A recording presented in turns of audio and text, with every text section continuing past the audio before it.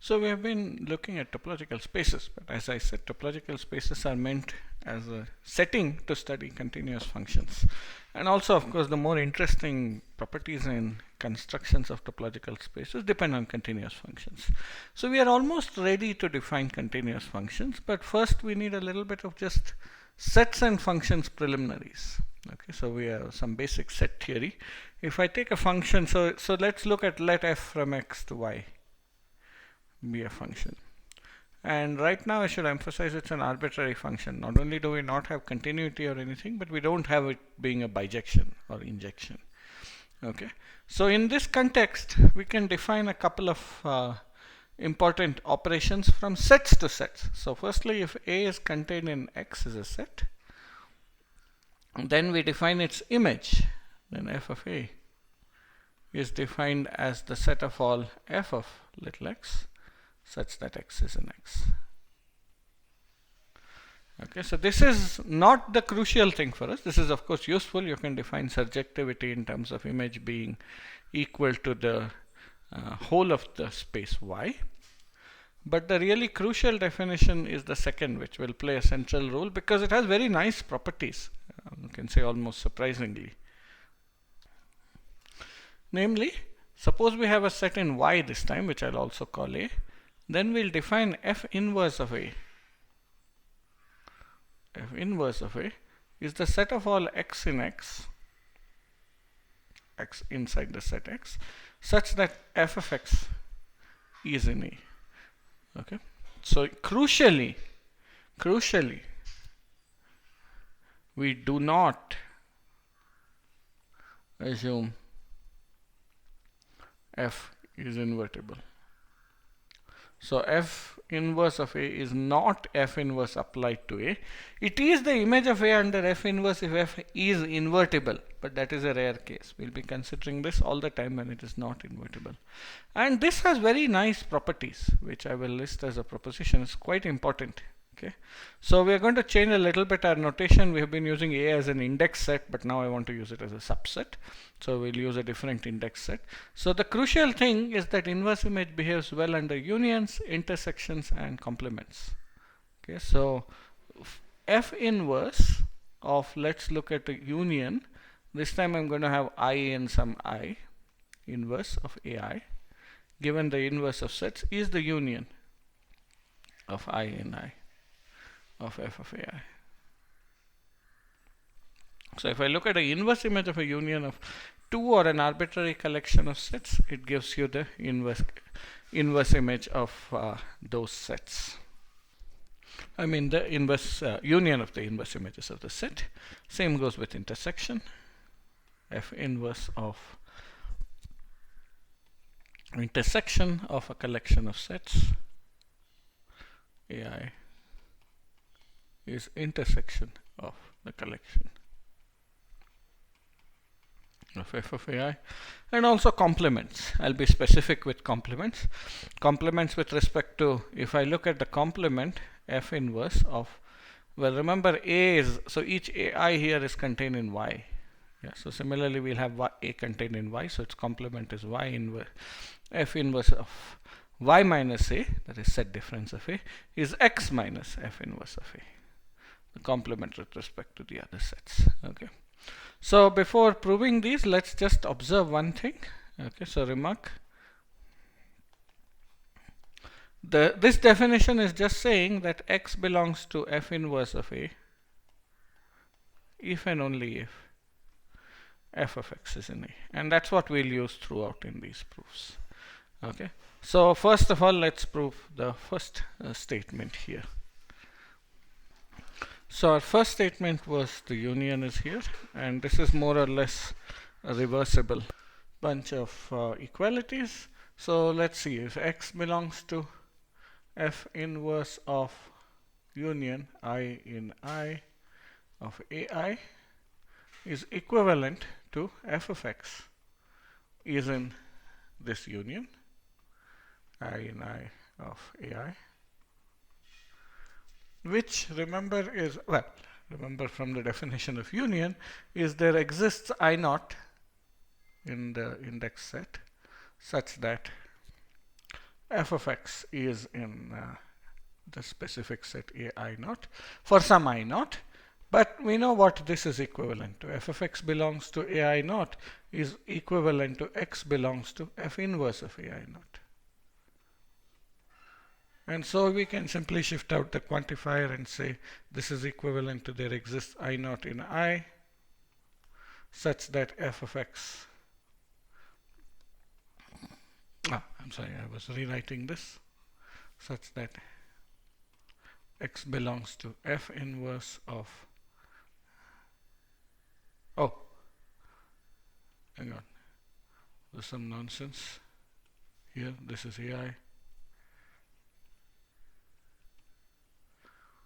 Oh, let's run through this again. X belongs to f inverse of ai naught means f of x belongs to union, and that means f of x belongs to ai naught, which means x belongs to f inverse of ai naught,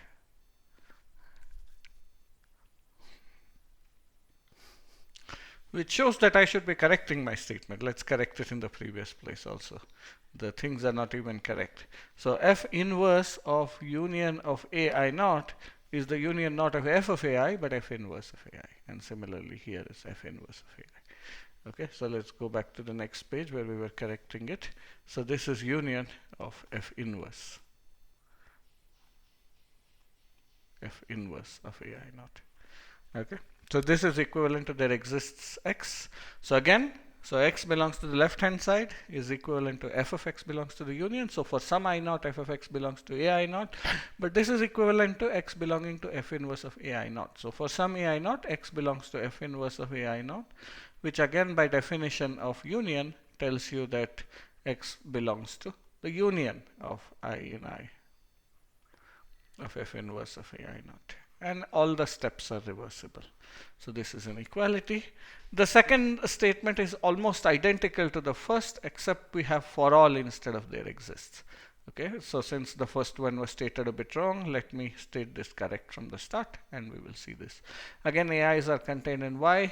The claim is that this is the intersection of the inverse images. So inverse image of like a homomorphism kind of property. There is no I naught here, I. I hope in the previous case also it was AI, yes. So there we are. So this one, again x belongs to f inverse of the intersection I in I of AI is equivalent to f of x is being in the intersection over I in the appropriate index set of AI, which is equivalent to being all of them. For all I in I, f of x belongs to AI. Again, this is equivalent, f of x belongs to A. This part, again, as just like here it was this part, is equivalent to x belongs to f inverse of AI.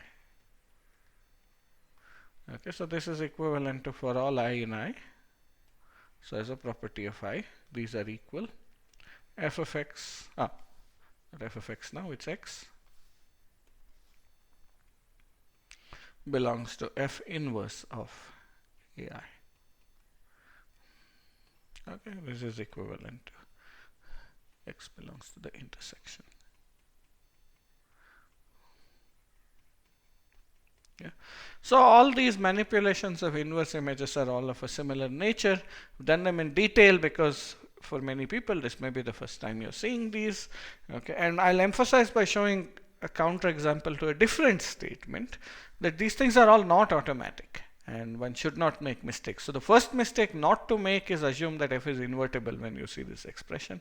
But the second thing not to make is the equivalent of assuming every function is a homomorphism. That is, everything behaves well under all set operations commute with each other as you would like. And the third statement was what we wanted to show, that if I look at f inverse of A and I take its, the way I wrote it was if I look at f inverse of the complement of A, this is x minus f inverse of A. Again, this is a set of inequalities, equations involving the logical not instead. Okay, so x belongs to f inverse of y minus a. Well, this is equivalent to f of x in y minus a. Now, f of x is always in y. So, this is equivalent to not, this is the logical not symbol, not f of x in a. Okay. But now, we know f of x in a is equivalent to x in f inverse of a. So, if two statements are equivalent, then negations are also equivalent. So, this is equivalent to not x belongs to f inverse of a. So, this is the definition of logical equivalence, tells you that the nots are also equivalent, and this is equivalent to x belongs to, now this time f inverse of a is in x, it's complement in a. So, we have seen a bunch of seemingly very simple statements, but extremely important. And we will sort of justify these things by, why did I take the trouble of doing this? This is because not all statements of this nature are true. So, remark, first of all, it's quite easy to see that for an arbitrary union, or even let's say the union of two sets, if I look at a forward image, this is f of a union f of b. Okay. But not true in general that either f of a intersection b, even a union of two sets is f of a intersection f of b, or f of the complement x minus a is f of is y minus f of a.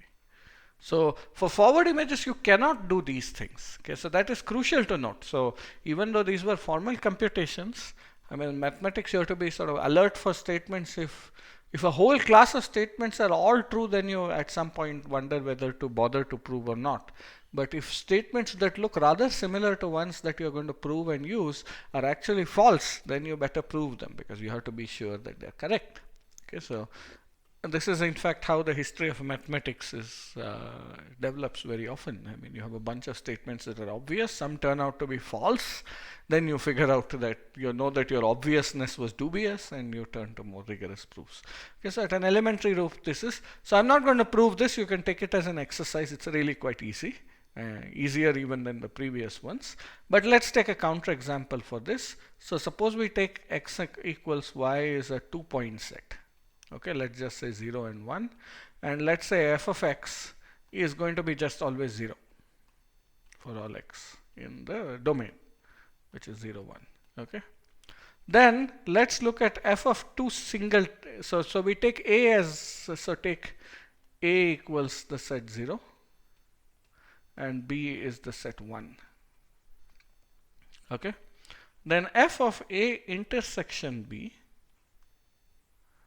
Okay. This is, well, f of a intersection b. A intersection b is the empty set, so its image is the empty set. But if I look at f of a intersection f of b, both a and b, both the singletons map to 1. So this is map to 0. Sorry. So this is 0. This is 0. So this is the set 0, which is why I left space. This is not equal to this. Okay. And also let's look at the complement of f of x minus a.